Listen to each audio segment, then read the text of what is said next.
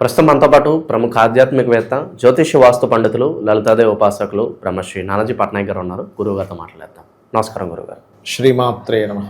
గురుగారు, జనవరి మాసం విశేషంగా ధనుసు రాశి వారి పరిస్థితి ఏ విధంగా ఉంటుంది? ఎటువంటి జాగ్రత్తలు తీసుకోవాలి? కొత్త సంవత్సరం మొదటి నెల ఏమన్నా తీపి గుర్తులు ఉంటాయా? ఓవరాల్గా ఎటువంటి జాగ్రత్తలు తీసుకోవాలి? ధనస్సు రాశి వారికి ఫస్ట్ ఆఫ్ ఆల్ నెల ప్రారంభంలోనే 4 గ్రహాలు, చంద్రుడు కూడా వచ్చి కలుస్తే 5 గ్రహాలు, పంచగ్రహ చతుర్గ్రహ కూటములు లగ్న ధనస్థానాల్లో తిరుగుతున్నాయి. అర్ధాష్టమ శని ఉందనే ఒక ఆలోచన ఉంది వీరికి. అదేవిధంగా 9వ స్థానంలో కేతువు, 7వ స్థానంలో వక్రించినటువంటి గురువు, 3లో పరాక్రమ స్థానంలో రాహు ఉన్నాడు.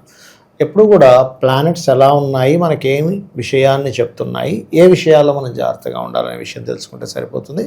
అయితే ఈ యొక్క అంశాలు చెప్తుందని నేనేప్పటికీ కూడా చెప్పిస్తుంది సాక్షాత్ లలిత అమ్మవారిగా భావిస్తూ, ముఖ్యంగా ఏంటంటే లగ్నంలో ఎప్పుడైతే అన్ని గ్రహాలు ఉన్నాయో అది కూడా ధనస్సు యొక్క రాశిలో ఉండడం అనేటువంటిది ఆధ్యాత్మికమైనటువంటి విషయాల్లో, అదేవిధంగా ఇక్కడ శుక్రుడు లాభాధిపతి అంటే ఏంటి, కొంచెం స్త్రీల మూలకంగా కొంత స్ట్రెస్ ఉంటుంది సహజంగానే.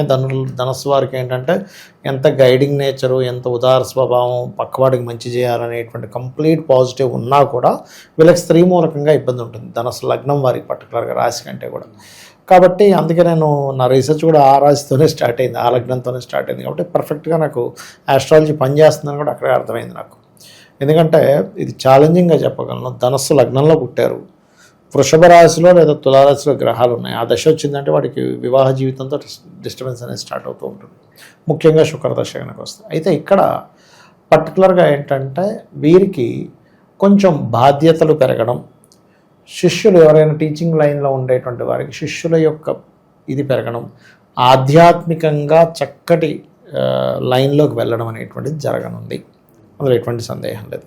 అయితే వీరికి అర్ధాష్టమ శని ఉంది కదా, ఈ అర్ధాష్టమ శనిలో అసలు మనం ఏం జాగ్రత్త తెలుసుకుంటే చాలు.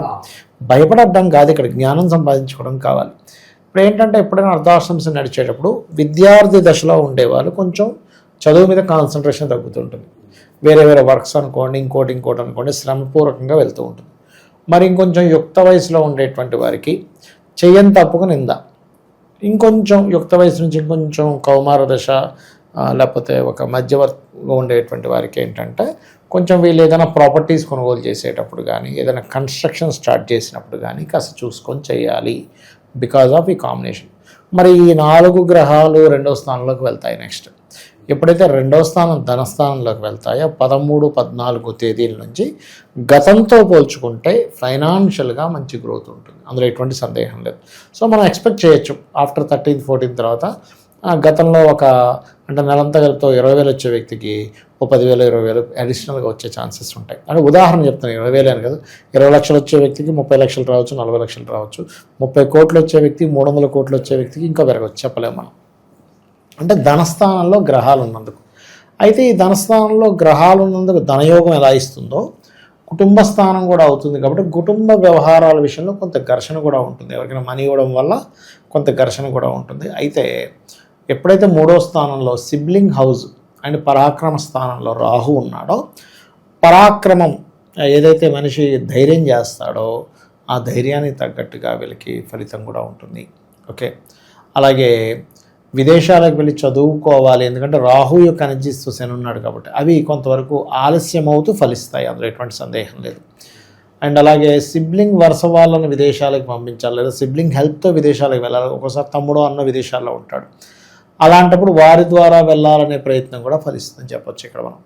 అయితే ఈ 7వ స్థానంలో ఎప్పుడైతే గురువు ఉన్నాడో, గురువు వక్రించున్నాడు. ఈ వక్రించున్నప్పుడు ఏంటంటే అది మనం కర్కాటకం నుంచి వక్రించుకుంటూ వచ్చినటువంటి గురువు కాబట్టి ఇక్కడ పర్టికులర్గా మనం అర్థం చేసుకోవాల్సింది ఏంటంటే వివాహ విషయంలో కొంచెం అవతల వాళ్ళు తొందర పెట్టడం కానివ్వండి, ఇవి ఈ స్ట్రెస్లు కొంచెం ఉంటాయి. ఎందుకంటే లగ్నంలోనేమో కుజుడు సంచరిస్తున్నాడు ఫస్ట్ 15 days, దాని మీద శని దృష్టి ఉంది, మళ్ళీ 7వ గురువు ఉన్నాడు. కాబట్టి ఈ యొక్క విషయాలు అంటే వివాహము, పార్ట్నర్షిప్స్, సామాజిక సంబంధించిన విషయంలో ఏదైనా మాట్లాడేటప్పుడు వీళ్ళకనే కాదు, మీరు సొసైటీలో చూస్తే కనుక డిసెంబర్ నుంచి ఇది ప్రారంభమైపోయింది, అలాంటి ఏం మాట్లాడినా వైరల్ అయిపోతూ ఉంటుంది.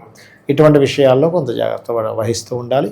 అయితే పుణ్యక్షేత్రాలకు ఖచ్చితంగా ఏదైనా గణపతి ఆలయం కానీ, సూర్య ఆలయాలకు కానీ వెళ్ళడం మంచిది. మొదటి 17 రోజులు కూడా కొత్త ఉద్యోగ అవకాశాలు వస్తాయి. అందులో ముఖ్యంగా టెక్నికల్ రంగాలు, సాఫ్ట్వేర్ రంగాలు, మరియు అదేవిధంగా గమనించినట్లయితే కొంత బిజినెస్ రిలేటెడ్, మార్కెటింగ్ రిలేటెడ్ రంగాల వారికి కొత్త అవకాశాలు వస్తాయి. అందులో ఎటువంటి సందేహం లేదు. అండ్ వీళ్ళ యొక్క సంతానం కూడా వీళ్ళతో పాటు కలిసి ఏదైనా బిజినెస్ లైన్లోకి వెళ్ళేటువంటి యోగం ఉంటుంది.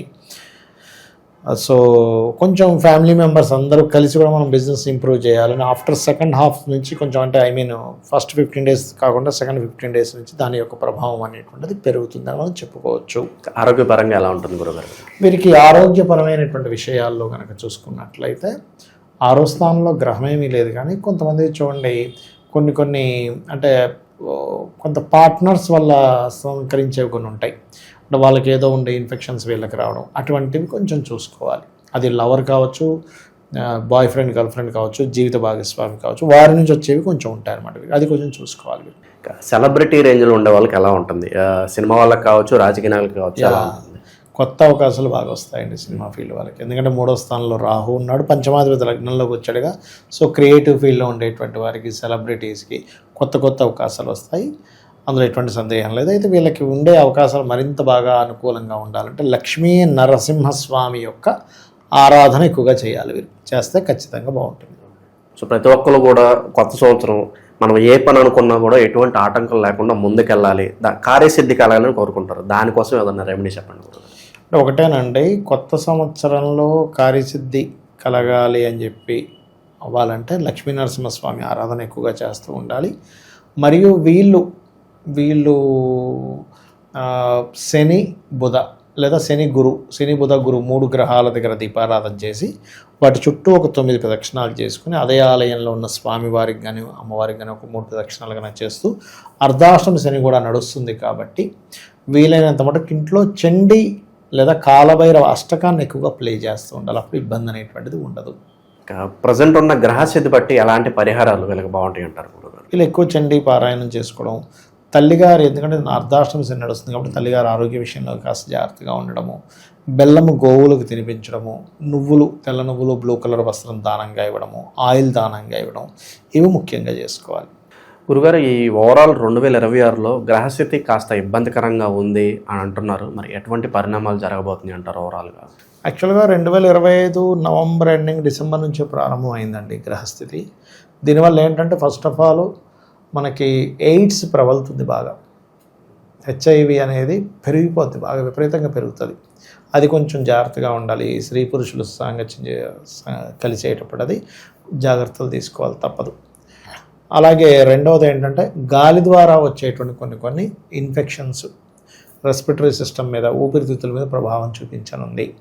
సడన్గా గాలివాన ఎక్కువ అవ్వడం, కొన్ని మత కల్లోహాలు ఏర్పడడం, ఒకరి మీద ఒకరు కేసులు పెట్టడం, సినిమా మూలంగా కేసులు ఏర్పడడం.